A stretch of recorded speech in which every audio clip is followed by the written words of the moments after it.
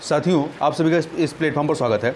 यहाँ पर हम लोग आगामी परीक्षाओं, विशेषतः यूपी पीसीएस 2022 की प्रारंभिक परीक्षा के लिए महत्वपूर्ण करंट अफेयर को देख रहे हैं। उसी कड़ी में हम लोग यहाँ पर बात करेंगे 24 अप्रैल 2022 को मन की बात कार्यक्रम में प्रधानमंत्री नरेंद्र मोदी जी के द्वारा 7 सवाल पूछे गए। वो 7 सवाल क्या हैं और उसके उत्तर क्या हैं, ये हमारे लिए जानना बहुत महत्वपूर्ण है, क्योंकि ये चूँकि प्रश्न प्रधानमंत्री के द्वारा पूछे गए हैं तो इनके आपके विभिन्न परीक्षाओं में पूछे जाने की बहुत अधिक संभावना है। तो चलिए प्रारंभ करते हैं। इसमें पहला प्रश्न है कि प्रधानमंत्री ने जो पूछा था, क्या आप जानते हैं कि किस शहर में प्रसिद्ध रेल संग्रहालय है जहां लोगों को भारतीय रेल की विरासत देखने का मौका मिल रहा है? तो देखिए इसका उत्तर क्या है। 1 फरवरी 1997 को नई दिल्ली के चाणक्यपुरी में राष्ट्रीय रेल संग्रहालय की स्थापना की गई। यह संग्रहालय भारत की 163 वर्ष पुरानी रेलवे को संरक्षित करता है। तो देखिए अब यदि यहाँ पे हम लोग भारत के रेल संग्रहालयों के बारे में बात करें तो उत्तर रेलवे के संदर्भ में जो उत्तर रेलवे जोन है, इससे संबंधित 2 संग्रहालय हैं। एक राष्ट्रीय रेल संग्रहालय आपका कहाँ पे है? नई दिल्ली में, जो कि चाणक्यपुरी इलाके में है। दूसरा हिमाचल प्रदेश के शिमला में बाबा भालुक रेल संग्रहालय है। इसी प्रकार से मध्य रेलवे जोन की यदि बात करें तो यहाँ पर महाराष्ट्र में रेल संग्रहालय लोगवाल है, जो कि अभी निर्माणाधीन है। वहीं उत्तर पूर्वी रेलवे की जोन की बात करें तो यहाँ पर रेल संग्रहालय जो है उत्तर प्रदेश के गोरखपुर में स्थित है। पूर्वोत्तर सीमांत रेलवे की बात करें तो यहाँ पर इस जोन में जो संग्रहालय है वो पश्चिम बंगाल में इसका नाम क्या है? कूच बिहार रेल संग्रहालय। इसी प्रकार से दक्षिणी रेलवे जोन में 2 संग्रहालय हैं। एक है क्षेत्रीय रेल संग्रहालय तमिलनाडु के चेन्नई में, और दूसरा है त्रिची रेल संग्रहालय तिरुचिरापल्ली केरल में। और उसके अतिरिक्त दक्षिण पूर्व मध्य रेलवे जो रेलवे जोन है, इसमें स्थित संग्रहालय कौन सा है? नैरो गेज रेल संग्रहालय मोतीबाग नागपुर में स्थित है। तो ये आपके लिए काफ़ी महत्वपूर्ण है। आगे देखते हैं, अगले प्रश्न पर चलते हैं।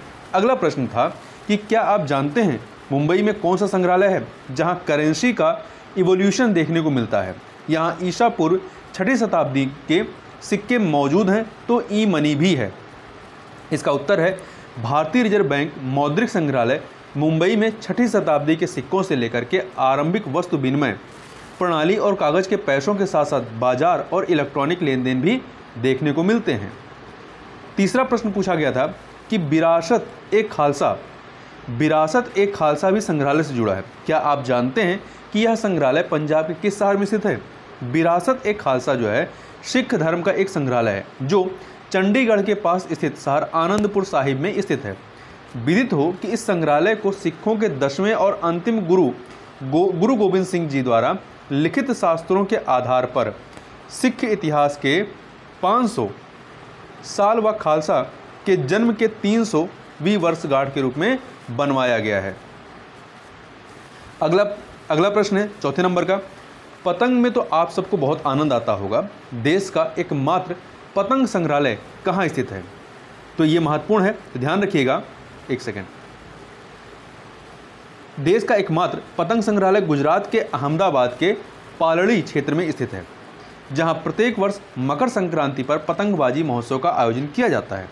इस संग्रहालय की स्थापना वर्ष 1985 में की गई थी, लेकिन इसका उद्घाटन जो है 27 फरवरी 1986 को हुआ था। अगला प्रश्न पूछा गया था, बचपन में डाक टिकटों के संग्रह का शौक किसे नहीं होता? क्या आपको पता है कि भारत में डाक टिकट से जुड़ा राष्ट्रीय संग्रहालय कहाँ पे है? तो इसका उत्तर है राष्ट्रीय डाक टिकट संग्रहालय सरदार पटेल चौक नई दिल्ली में स्थित है। आगे चलते हैं।